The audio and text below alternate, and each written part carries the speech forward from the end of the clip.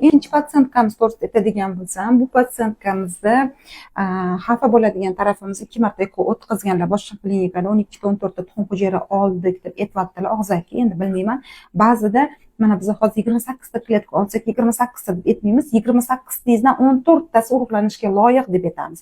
Balkim o'shanda ham 12 ta 14 tadan hammasi sifatli bo'lmagan bo'lishi mumkin. Endi reproduktologlar hammasi yaxshi chiqmadi deb aytilgan, lekin nechtasi sifatliligi to'g'risida patsientda xabari yo'q.